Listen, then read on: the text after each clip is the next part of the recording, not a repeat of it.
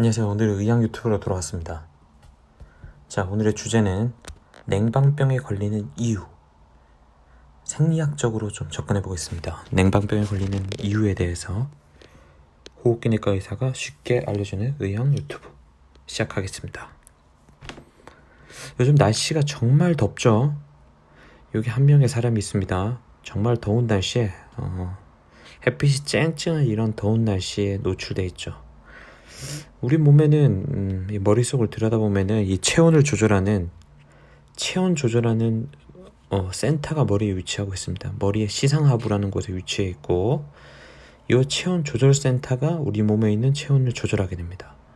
자, 보시면은 우리의 피부로부터 받은 신호, 그리고 심부 체온에서 받은 이런 체온에 대한 정보를 이 조절 센터가 받아들이게 되죠. 우리 피부는 온도가 몇 도일까요? 27도 8에서 30도 정도 유지되고요. 심부는 36.5도입니다. 아침에 이렇게 심부 체온이 좀 낮고요. 저녁이 될수록 심부 체온이 올라갑니다. 자, 요 27도 8에서 30도의 이런 피부 체온을 여기 중립온도라고 하는데, 이 중립온도를 넘어서게 되면 우리 몸이 덥다고 느끼고, 이거보다 낮게 되면은 조금 쌀쌀하다, 춥다고 느끼게 되는 거죠. 그래서 이 온도 균형을 유지하는 것이 제일 중요합니다. 만약 더위에 노출됐어요. 27도 8에서 30도 이상의 온도를 이 조절센터가 받아들이게 됩니다. 이 신호를 받아들이게 되고, 그렇게 되면은 혈관에 확장 신호를 보내요. 혈관을 늘려라. 혈관도 늘리고 땀샘의 확대를 유도하면서 우리 몸에, 우리 피부에서 땀을 분비하게 되고, 이 땀이 증발하면서 열 손실을 증가시키는 거죠. 그러니까 내부에서 발생한 열을 좀 더 많이 배출하도록 이 조절센터가 유도하게 됩니다. 자율신경계로 조절하게 되죠. 자, 이 친구가 너무 더웠어요. 삼성 에어컨 밑으로 갔어요. 갑자기 온도가 시원해지죠. 보통 우리 24도, 25도 이렇게 많이 해놓죠. 그러면은 이 더위에 노출돼 있다가 갑자기 이 25도의 시원한 기온에 노출이 되게 되죠. 그러면 어떻게 되죠? 네, 이 조절센터는 열 손실을 줄여라. 바깥이 추우니까 열 손실을 줄이고, 안쪽에서는 열을 만들어내라는 신호를 보내게 됐죠. 일단은 열 손실을 줄이기 위해서는 어떻게 해야 될까요? 바깥에 있는 혈관을 최대한 수축시키는 겁니다.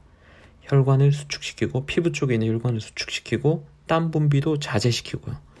그리고 이렇게 몸을 떨게 되죠. 이 쉬버링이라고 해서 근육을 떨게 되면서 근육에서 열을 생성하게 됩니다. 자, 그리고 우리 몸에 있는 브라운팻이라고 해서 갈색 지방을 태우게 되면서 열을 생성하게 되죠. 갈색 지방이 타게 됩니다. 이럼으로써 몸에 열을 생성하게 되고, 바깥쪽으로 잃게 되는 열을 줄이게 되면서 체온을 조절하게 되죠.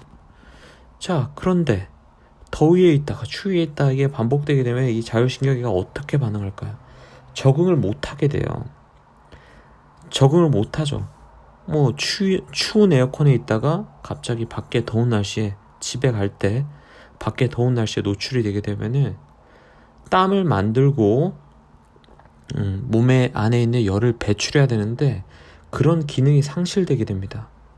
그리고 이런 것들 때문에 근육과 수축의 이완이 경직되게 되죠.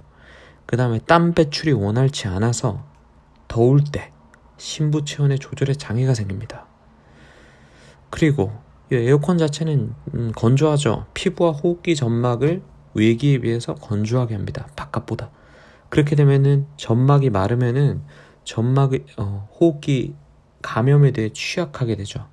그럼으로써 감기 같은 것도 더 잘 걸리게 되고, 폐렴 같은 것들이 잘 걸립니다.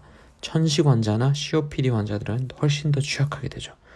그러면은 이런 근육과 이완과 수축에 장애가 생기니까 몸살기가 생기고, 몸이 노곤노곤해지고 근육통이 생기고, 피부 혈관의 수축과 이완에 장애가 생기기 때문에 두통도 생깁니다.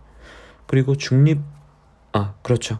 그렇기 때문에 에어컨을 항상 중립온도 28도 정도 유지하는 것이 예방하는데 이 냉방병을 예방하는 게 좋겠습니다.